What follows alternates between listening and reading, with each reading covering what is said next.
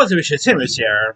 Well, since October is of course this week, I and there's a lot of interesting movies to look forward to in October. So here is my official top 10 anticipated films set for release in the month of October, and there's a lot of really good ones here. I admit this top 10 list is probably the hardest anticipated top 10 list I had to do for each month because there's some really great stuff to look forward to. So here are my official top 10. Number 10 is the film Regretting You.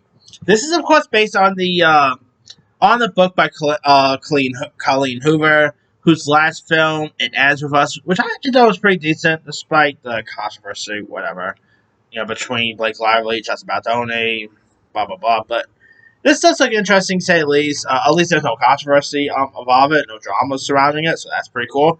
Of course, it stars the likes of Allison Williams, McKenna Grace. You also got Dave Franco. It's where, of course, after a devastating family tragedy leaves this young mother Morgan's widowed and her already tight bond with her rebellious daughter Claire, played by McKenna Grace, fractures further amid grief. Of course, folks forcing them to confront loss and build together. It does look intriguing, does look heartfelt. I like the cast is involved. You got Mason Dames, who's actually in this list twice, really. I'm sure he's going to do great in this. I think it looks interesting, so hopefully that's a good one. Alright, number 9 is The Ballad of a Small Player. I always keep calling this A Ballad of a Small Prayer, but it's Player. It stars Colin Farrell, directed by the same director of who of course gave us Conclave just recent. And it does look intriguing.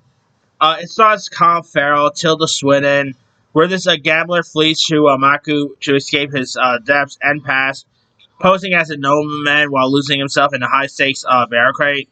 And the movie does look intriguing.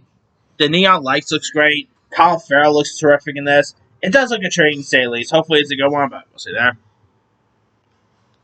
Alright. Coming in at number 8 is another Netflix film. Oh, and by the way, I do not really have Frankenstein on this list because I really don't think that's going to get much.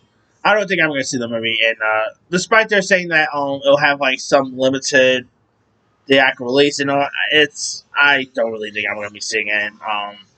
If I'm lucky, I really don't. I have a hard time imagining there's going to be AMC theaters around me that's going to play that. So I'm probably going to include the Frankenstein one on my November anticipated list. So that's why Frankenstein is not on this list. But anyway, House of Dynamite, directed by Kathryn Bigelow. Of course, it stars Rebecca Ferguson, Idris Elba, and it's where this unidentified missile launches towards the U.S. A tense race unfolds among White House officials. It does look intriguing, interesting political thriller. Kathryn Bigelow, of course, directing movies like Zero Dark Thirty, Hurt Locker, the original Point Break. She's a good filmmaker, so that piques my interest. Alright, number 7 is Tron Ares.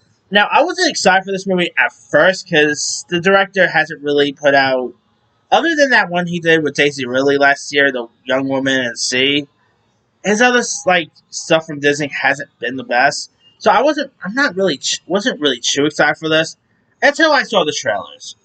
The trailer for this thing actually does look intriguing. You got 2 Inch Nails doing the score.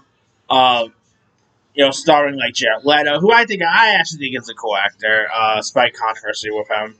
Although he hasn't really been in anything great in recent years too, so that's unfortunate. But it does look intriguing. I love the neon lights here. It looks fun, looks endearing. So, for someone who wasn't really interested in this at first, I have been digging the trailer. So hopefully it is a good one. It's a surprise, but we'll see.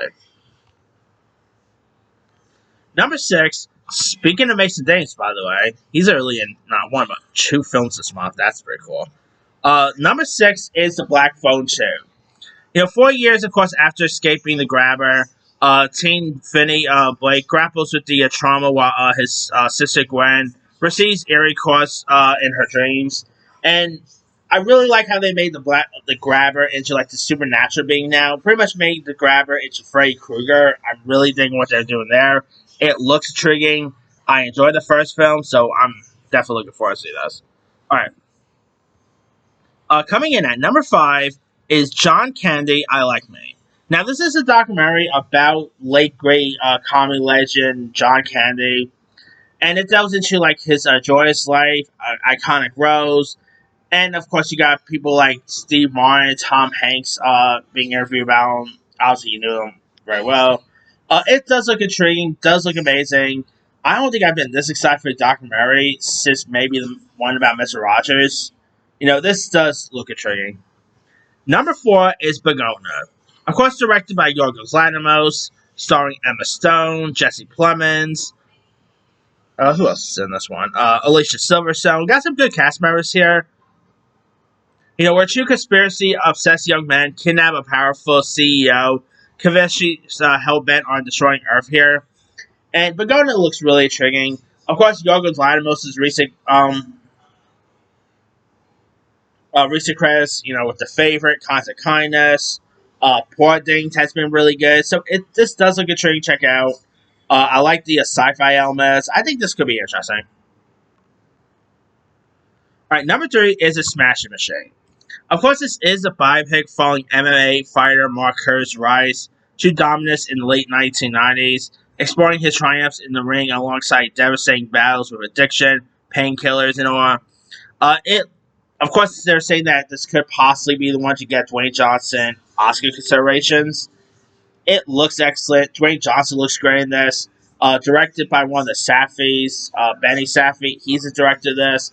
That piques my interest. So I'm excited for this nonetheless. I think this looks like it'd be interesting. And Emily Blunt's in it too, so one mark your axe for that. Alright, number 2 is Roofman. This is based on a true story of Army veteran Jeffrey Roofman, Manchester, who returned to robbing McDonald's by cutting holes in their roofs to support his family. And he, of course, hides out in an undetected, in Toys R Us, forging an unlikely bond with while evading capture here. It looks excellent. You got Channing Tatum, Kristen Dunst. You also do got Lakeith Stanfield, Peter Dinklage. It looks amazing. Looks fun. Looks hilarious. I'm definitely looking forward to see that one. And my number 1 pick is Springsteen, Deliver Me from Nowhere. Of course, starring the Bear and Shameless star Jeremy Allen White. And of course, it's a biographical drama chronicling Bruce Springsteen's journey in crafting his stock artistic 1982 album Nebraska. This looks amazing. Jeremy Allen White, I think, looks great in this. The music sounds great. Yeah, I think this Jeremy Allen White obviously has an Emmy for The Bear. I could easily see this one being the one that actually gets him an Oscar. Who knows? We'll have to wait and see there. But it does look intriguing, to say the least. I'm hoping this is a good one. Who doesn't love The Boss, right? So I'm definitely looking forward to this. But that's pretty much it there. Here is my quick rundown. Number 10, Regretting You. 9, The Ballad of a Smog Player. 8, A House of Dynamite. 7, Tron Arias. 6, The Black Phone 2. 5, John Candy, I Like Me. 4, Begona. 3, The Smash Machine. 2, Roofman. And number 1, Springsteen, Deliver Me from Nowhere. Now, I got a few honorable mentions. I do got, of course, After the Hunt, which is the film directed by Luca Guadagnino, starring Julia Roberts. Frankenstein isn't my honorable mention, but again, that's more going to be in my anticipated November list. Let's see what else we got here. Women Make Habit 10 looks interesting. Urchin. We also got that ghost horror movie, Good Boy. That looks great. Trying to think of some Netflix stuff this month. I think I'll mention the Netflix ones. Women Make Habit 10 looks like it could be interesting. Stitch Head actually looks terrible. I've been seeing the previews for that. That looks awful, but who knows? Anyway. Let me let you guys. What are some of your anticipated films, set for release in October? Draw Constable, don't forget to like, subscribe, hit that bell for notification. This is Tim Simon.